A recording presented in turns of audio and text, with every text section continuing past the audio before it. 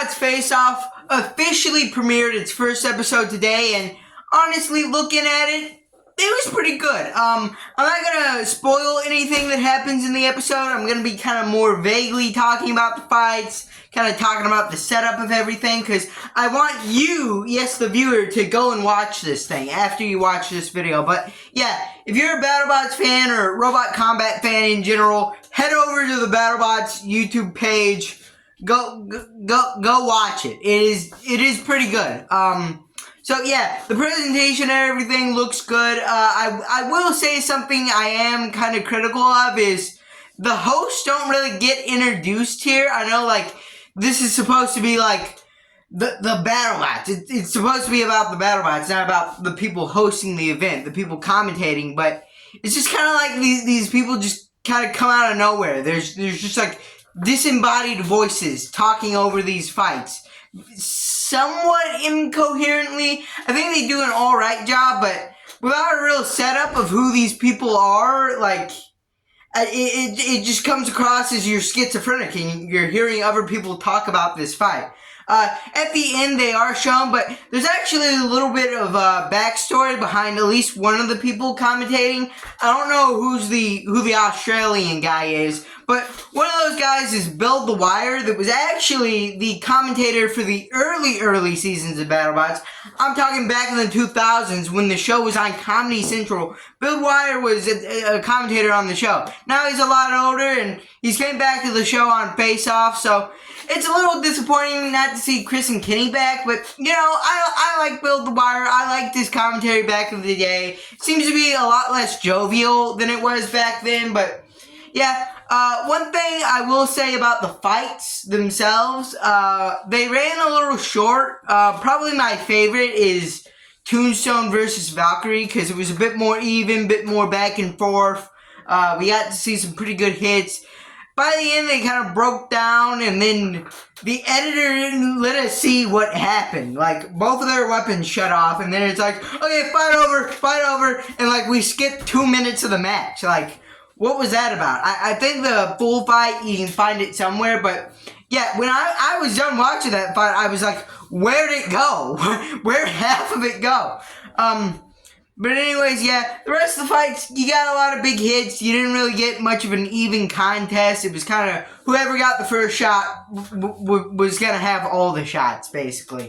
But you know what? I still found fun in seeing these machines destroy each other. And you know what? Let's go over some of these machines. Tombstone, he's won the giant nut. By the way, I didn't even go over this. The giant nut went on Ozempic, and now it's the giant washer. It's literally the giant nut, but skinny. So yeah, giant nut's on Ozempic now. It's the giant washer. I believe they're giving like 8 of these things away, unless there's like another tournament of the 8 bots from the 8 groups. Okay, I'm getting a little ahead of myself here. But anyways, let's go over to these bots. Tombstone champions, I've mentioned. Hypershock, long-term, like, bot, been in the show every season, every competition. Hypershock's in. It's kind of had an iffy career, but recently it seems to really have been hitting form, especially in this episode. Not to have any spoilers, but I'm a Hypershock fan, and I was very happy by the end of this. Next up, Valkyrie. It hasn't been here as long as Tombstone or Hypershock quite, but it's been around since about Season 3, I think. It's again had a bit of a bumpy road, but ultimately is a pretty good robot, one to kind of be worried of. And Orbitron, the kind of newcomer, but it's been around for a year. Newbie compared to the rest of them, but it has a little bit of experience in the box. Now, the interesting thing about this Orbitron thing is it's actually piloted by AI. It's like half piloted by AI. The AI like turns it and tracks the other robot, but like apparently the guy has like front and backwards, forward and backwards. Like, I don't know, it's a little confusing, but hey, advancements in technology, it's here doing its thing. So yeah, we have a pretty interesting class of robots. Now, the odd thing about this episode is as I briefly mentioned before, there are 8 groups of 4 robots, ultimately amounting to 32.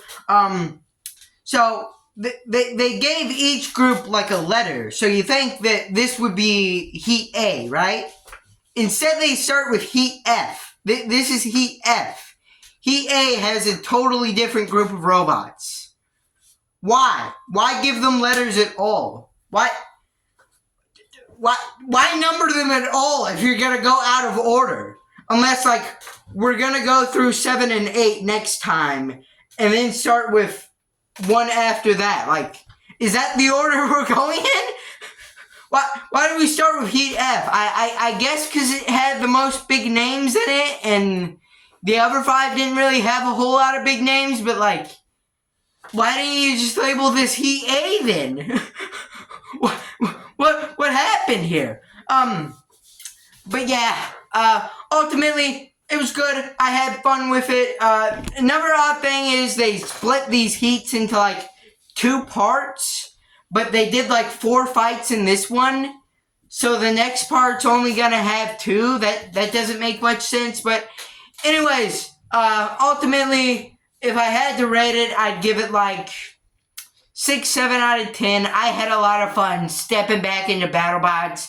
It's been a long time since it's came back, so it was exciting to see it come back, even though, like, maybe these weren't the best fights. There was definitely fun to be had. Yeah, I liked it. So if you like this video, leave a like, subscribe, comment down below, and bye.